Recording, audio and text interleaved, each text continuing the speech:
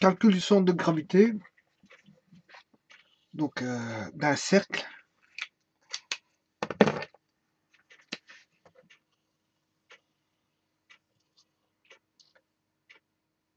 Centre de gravité d'un cercle possédant donc de rayons R par rapport au centre, si j'appelle le centre O.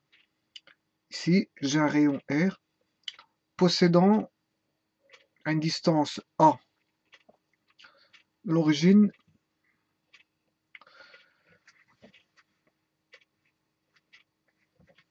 une cavité de rayon R, petit r. Donc en fait un trou, un creux. Voilà la surface.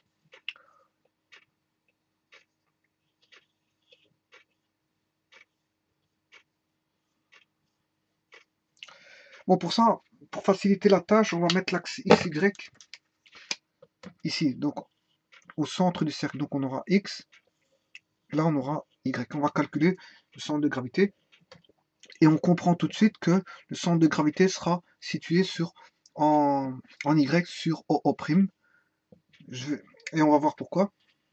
Donc, si j'applique les formules de centre de gravité avec des formes simples, comme on a une surface, on a la somme des xi et si sur la somme des surfaces, SI, ça c'est pour xg, et la somme des yi et si sur la somme des si pour YG. Ce qui veut dire que si on a deux surfaces, hein, il faut on en retire X, la somme des SI. En fait, somme, c'est une somme algébrique. Pourquoi? Parce que la somme vaut S1 moins S2. Parce qu'en fait, il y a une cavité, il y a un creux. Donc il faut soustraire une somme algébrique. Plus, c'est quand on a plusieurs surfaces composées. Mais s'il y a des surfaces qui sont des creux, on les soustrait.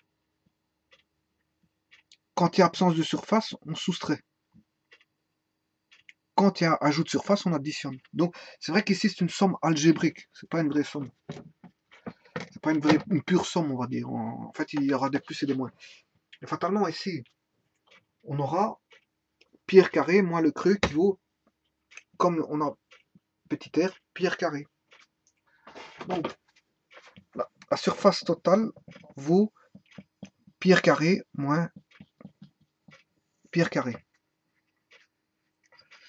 Bon, donc pour xg, on aura x1 s1 plus x2 s2 sur la surface totale. Et YG, c'est Y1 S1 plus Y2 S2, le tout sur la surface totale.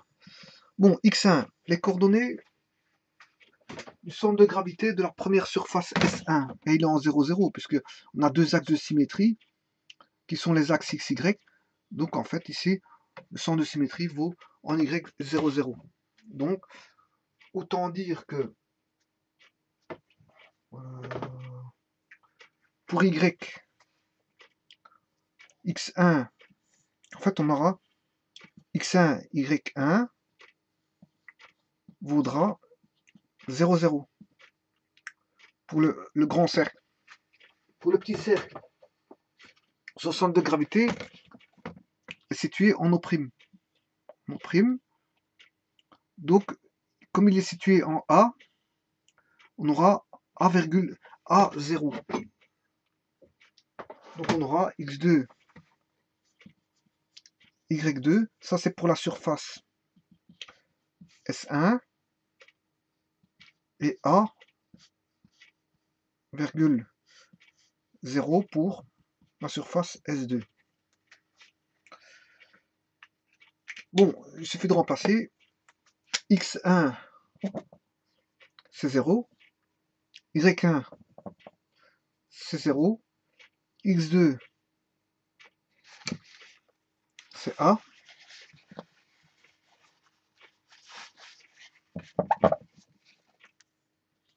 Et Y2, c'est 0. Donc autant dire que ici j'ai pas besoin de calculer, le centre de gravité va se retrouver en YG égale 0. Par contre là, le S2 il vaut moins pi r carré sur la surface totale qui est pi r carré moins r carré. Si je mets en évidence le R, c'est r carré moins r carré, voilà. Et on peut simplifier les pi pour avoir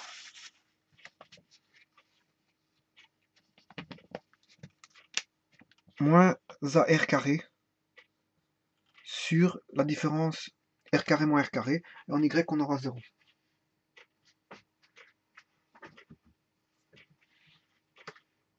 Donc on aura, on va dire, une coordonnée négative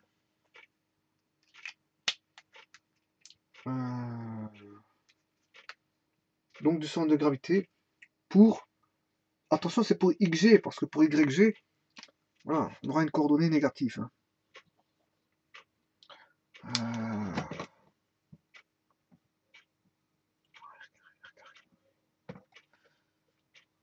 Bon. Supposons qu'ici je mette un rayon de 3, et là un rayon de 1.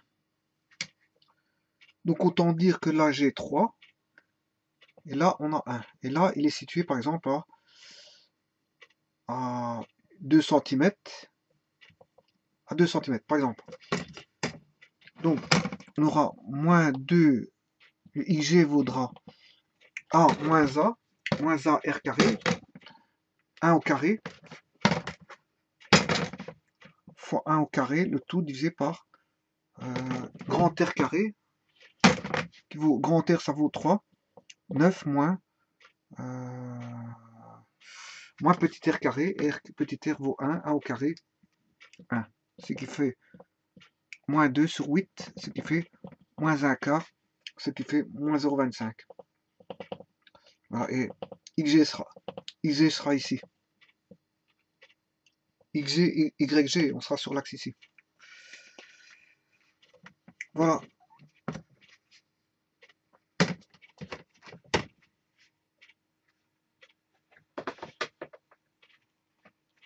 Donc on peut avoir des, comment on appelle ça, des coordonnées de position, je veux dire, négatives. Voilà, je vous remercie beaucoup.